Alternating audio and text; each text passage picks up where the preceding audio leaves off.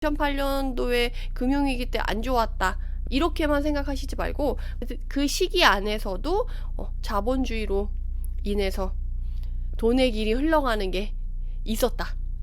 그래서 그때 이전의 상승장처럼 막 자산을 이렇게 불렸던 사람들이 어떤 방법을 썼는지를 공유해 드렸어요. 2008년도 금융위기랑 지금 시기가 비슷한데 그게 맞나? 아닌가? 그리고 그게 맞다고 하면 그 이후에 그 부동산이 2012년도까지 쭉 빠졌다가 2013년도에 회복하기 시작하면서 꽤 장기간 2008년도부터 2009년도에 잠깐 반등했다가 2009부터 12년까지 그러니까 한 3년 정도 바닥을 뚫었다가 그 다음에 이제 회복세로 돌아섰는데 지금도 그러면 앞으로 그렇게 갈 거냐에 대한 고민이 있지 않으실까 싶어요. 최근에 거래량 살아났다는 얘기를 제가 워낙 많이 드려가지고 그거는 이미 알고 계실 것 같고, 그래서 앞으로 이 시장을 어떻게 바라보고 23년을 어떻게 준비해야 될지 한번 전반적으로 좀 정리를 하면 좋을 것 같아가지고 제가 오늘 그 내용을 준비해 왔어요. 근데 제가 그 2008년도 금융위기 때처럼 약간 지금 비슷하다, 그리고 각 그 경제 전문가분들이 하시는 말씀이 지금 2008년이랑 너무 비슷해. 금융위기가 올 거야. 그러면 더 힘들어질 거야. 왜냐면 금융위기가 와서 인플레이션을 잡기 위해서 긴축정책을 하고 있는데 금융위기가 와서 긴축정책 하던 걸 그대로 하지 못하고 어설프게 하면서 이게 빠르게 긴축정책을 해가지고 인플레이션을 딱 잡고 나서 빠르게 회복세로 돌아서게 경기가 좋아지게 바꿔가야 되는데 지금 이도저도 못하게 되는 상황이라서 이게 경기가 안 좋은 게 장기화되면서 이대로 쭉쭉쭉쭉쭉 가는 거 아니냐, 약간 이런 고민을 하시는 분들이 계실까봐 제가 오늘 준비를 했습니다. 그게 뭐냐면 금융위기 때랑 같아도 문제가 없고요. 우리가 금융위기 때랑 다르다, 이번엔 다르다, 금융위기 때랑은 다르다라고 해도 괜찮다, 문제가 없다 라고 저는 말씀을 드리고 싶어요. 그게 왜 그러냐 하면 우리가 2008년도 금융위기 때랑 똑같다고 하면 문제가 안 되는 게 뭐냐면 2008년도에 금융위기가 와서 안 좋아지고 나서 2009년도에 거래량이 늘어났었잖아요. 그러고 나서 서울 수도권은 가격이 떨어지고 하락장이 2012년도까지 쭉 이어졌는데 그에 반대로 지방시장은 2010년부터 본격화됐거든요. 그래서 2008년도부터 물론 그 전부터도 지방시장이 점점점 좋아지기 시작했어요. 왜냐하면 우리나라는 서울과 서울 수도권과 지방장이 서로 이원화돼 있거든요. 근데 최근에 전국적으로 불장이 되고 유동성 파티 때문에 서울 수도권 지방할 것 없이 다 같이 빨간불이 들어오고 전국 불장이 됐었는데 그게 원래는 이원화돼 있었다라는 거죠. 그래서 2008년도에는 서울 수도권이 2008년도에 안 좋아지고 나서 지방은 그때부터 2010년도부터 본격적인 장이 올라오면서 오히려 지방이 본격화돼서 지방을 투자하는 아주 좋은 시기였다는 거죠. 그래서 그게 왜 좋냐라고 하면 그때는 우리가 대출이 90%까지 됐었어요. 그래서 지방의 소형 아파트, 괜찮은 입지에 괜찮은 아파트를 보통 한 9천만 원? 1억 정도에 살 수 있었거든요. 그래서 대출을 90% 받으면 1억짜리를 사서 9천만 원을 받는 거예요. 그리고 그 소형 아파트 24평 정도 되죠. 24평 되는 소형 아파트를 천에 한 40만 원, 45만 원 정도 월세를 줘요. 그럼 어때요? 투자금이 하나도 안 들어가죠. 물론 취득세 이런 게 들어가겠지만 문제는 지금처럼 취득세 중과가 막 이렇게 일어나는 시기가 아니고 1억 미만이니까 취득세도 조금밖에 안 들어요. 그래서 1000에 40 정도, 그러니까 정말 취득세, 중개비 이 정도만 들여서 집을 사는 거죠. 그런 다음에 이자도 지금처럼 높지 않았어요. 한 4%, 5% 물론 그렇게 되긴 했었는데, 그러니까 기준금리가 4%, 5% 정도 되긴 했었는데 그래도 월세를 내고도 이자가 부족한 상황이 아니었어요. 원리금 균등 상황은 아니었거든요. 지금처럼. 그때는 원리금 균등 상황이 아니어가지고 이자 내고 담원 얼마라도 월세를 받을 수가 있었어요. 근데 이 월세만 받으면 금액이 정말 너무 작고 그래서 별로 투자의 메리트가 없는데 시세 차익이 같이 있었어요. 그러니까 월세 세팅 투자를 했는데 월세 흐름도 나오고 시세 차익은 시세 차익대로 챙길 수 있는 시장이어가지고 2007년도 8년도에 9천만 원 1억에 사서 그렇게 세팅을 해놓으면 2년이 지났을 때 2010년도죠. 그때부터 지방장이 본격화됐다고 했잖아요. 그때 지방에 괜찮은 아파트들이 1억 하던 게 뭐 1억 1,500, 1억 2천 이렇게 됐어요. 그런 다음에 2년이 지났을 때 다시 2014년이 됐을 때 그게 1억 4천, 1억 5천.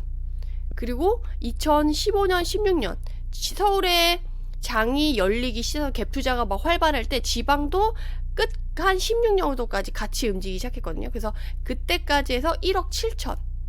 이렇게 해서 시세 차익이 벌써 얼마예요? 2008년도에서 10년까지 2년 동안은 그 본격화되기 시작하는 초입이기 때문에 시세 차익이 크지 않았지만 뒤로 갈수록 커져서 1억짜리 사고 나서 한 두 바퀴 돌리고 나서는 월세도 받고 5천만 원 이상의 시세 차익을 가져갈 수 있는, 게다가 실투금이 거의 0원에 수렴하는, 그러니까 중개비랑 그런 취득세만 드는 비용으로 해서 투자가 가능했어요. 그래서 이때도 그런 지방 갭 투자가 성행을 한 거죠. 지방 월세 세팅 투자가. 그래서 투자금이 거의 안 들어가는 방법으로 이렇게 여러 개를 사는 거예요. 그리고 그런 단지가 잘 나타나는 애들이 그때, 저는 사실 분산 투자를 강조를 하는데 그 당시에는 분산 투자를 안 하시는 분들이 많았어요. 그리고 약간 그런 모습이 나타나는 단지나 지역에 막 30채씩, 50채씩, 심지어 저는 그 고수분 중에 그 장에 그 2008년도 그 지방장, 2010년도부터 12년도 사이가 가장 핫했거든요. 그 핫한 시기에 본인은 100채까지 지방의 그 그런 물건을 세팅했다라는 분이 계셨어요. 그래서 그분이 왜 이렇게 많이 세팅했어요? 라고 제가 여쭤봤더니 내가 어디까지 할 수 있는지, 관리를 할 수 있는지 한번 해보려고 100채를 한번 해봤대요. 그랬더니 이건 사람이 할 짓이 아니라고. 그래서 본인은 딴 사람한테 안 맡기고 관리인을 따로 두지 않고 본인이 다 했는데 정말 매일 전화 오고 매일 그 부동산에 그 사람이 들고 나니까 100채 얼마나 중간에 나간 사람도 있고 다시 세팅해야 될 물건도 있고 얼마나 바빴겠어요. 그래서 수리도 해주고, 그래서 엄청 바빠가지고 자기는 다시는 그렇게 하지 않을 거다라고 했는데, 사실 그렇게 했던 분들이 몇십억씩 수익을 내면서 자산가로 이렇게 점프하는 계기가 되기도 했어요. 근데 지나서 보니까 그게 괜찮았었다라고 되는 거지. 근데 분산 투자를 안 하고 막 갑자기 변수가 발생했을 때는 그렇게 가면 위험하죠. 근데 그렇게 했을 때 거의 취등록세랑 중개비만 내면 한 100만원, 200만원 이 정도만 들여서 세팅을 했으니까 그런 물건을 뭐 한 30채씩 갖고 있었다. 근데 그게 5천만원씩 수익이 났었다라고 하면 5, 35 그것만 해도 한 15억 정도가 한 4년 사이에 벌 수 있는 수익이 되는 거죠. 투자금은 정말 얼마 안 들이고 한 200 정도로 해서 30채 하면 얼마예요? 2천만원? 2천만원인가요? 200만원, 2천만원. 맞죠. 200만원 30채. 6천만원. 6천만원 정도 들여가지고 4년 후에 한 30억 정도로 버시는 분들이, 그때 당시에 고수분들이 몇몇 분이, 제가 처음에 투자를 했을 때 제가 같이 공부했던 방에도 그런 분들이 그런 신기했던 장이 금융위기의 장이었다라는 거죠. 여러분들 이거 잘 몰랐으셨죠? 그래서 제가 오늘은 약간 요런 신기한 장을 말씀드리려고 미리 테마를 준비해서 왔어요. 그러면 지금도 그게 가능하냐?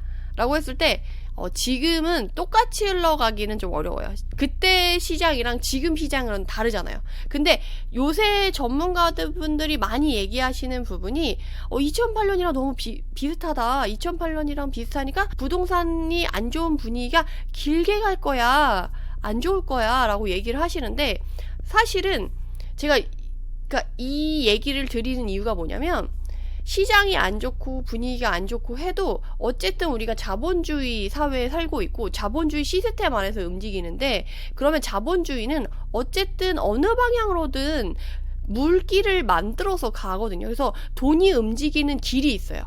그 흐름이 있는 거죠. 그래서 돈이 물길을 만들어서 가는데, 어느 시장에서든 돈의 물길을 만들어 가니까 우리가 그 금융위기 시기에도 그런 식으로 지방장이 열리면서 자본주의 사회에서 돈이 길을 만들어가는 그런 자사가가 될 수 있는 길이 존재했었다라는 거죠. 그래서 지금도 분명히 그런 길이 존재할 수가 있어요. 그래서 제가 요새 많이 말씀드리는 게 그거거든요. 부동산 투자에서 가장 현명하고 지혜롭고 슬기롭게 투자하는 방법, 가장 베스트한 방법은 쌀 때 사서 비싸게 파는 거예요. 근데 분위기 좋고 가치 좋은 거 갖고 있어. 누가 싸게 팔아요? 당연히 비싸게 팔지. 그러니까 지금처럼 막 30% 40% 떨어지고 분위기가 안 좋다고 해야지 그나마 금매를 살 수 있고 매수자 우위 시장이 되고 싸게 살 수가 있는 거예요. 근데 문제는 내가 돈이 없다는 거지. 그래서 지금 시장에 맞게 내가 자본주의 시스템을 이용해서 그 물의 길을 따라갈 수 있게끔 나를 준비해 놓는 게 중요하다라는 거를 말씀드리고 싶었어요.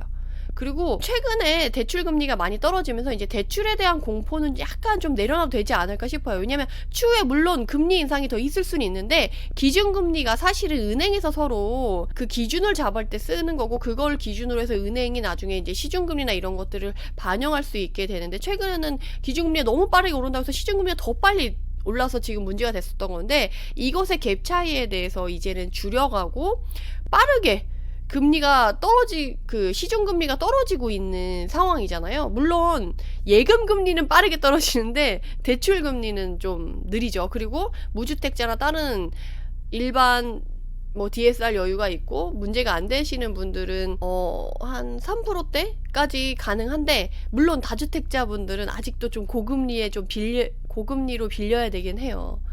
근데 대출이 아예 이전처럼 막힌 건 아니고 이제 방법을 찾으면 충분히 가능하다는 거죠. 그래서 내가 다주택자이든 무주택자이든 이제 일시적 1가구 2주택 특례법으로 갈아타기를 하는 사람이든 대출을 너무 겁내지는 말고 내가 적절히 이제 활용할 수 있는 범위에서 대출을 활용해서 움직여 보는 것도 나쁘지 않겠다. 왜냐면 절대 가격이 낮은 거를 봐서. 근데 그것도 바로 들어가는 건 아니고 우리가 지금 절대 가격이 낮아졌다라고 생각해가지고 지금 막 들어가면 어때요? 확인이 안 됐잖아요. 저점 시그널을 확인 안 됐으니까 그 뒤쪽으로 가서 이 저점 시그널이 끝나서 요 끝나는 구간에 대출을 받아야지 굳이 앞에서 미리 대출을 받아가지고 내가 대출이자 내면서 그 기간을 버틸 필요가 없잖아요. 근데 다만 일찍 움직이는 애들이 있으니까 우리 지난 시간에 봤었죠. 지역 막 움직이고 했던 애들. 그런 애들은 일정 가격 이하로 더 이상 안 떨어지고 이제 호가 붙여서 움직이는 애들이 있는데 그런 애들이 더 가는지 보고 나서 이제 본인이 결정할 일이긴 한데 그렇게 먼저 움직일지요? 그리고 절대 가격 자체가 낮아진 거면 이 정도는 메리트 있다 생각하고 움직여야 되는 사람들은 좀 움직여야 되고 이런 것들을 좀 챙겼으면 해가지고 우리가 시장이 안 좋다고 해서 기회가 없다 2008년도에 금융위기 때 안 좋았다 이렇게만 생각하시지 말고 그 시기 안에서도 자본주의로 인해서 돈의 길이 흘러가는 게 있었다. 그래서 그때 이전의 상승장처럼 막 자산을 이렇게 불렸던 사람들이 어떤 방법을 썼는지를 공유해 드렸어요.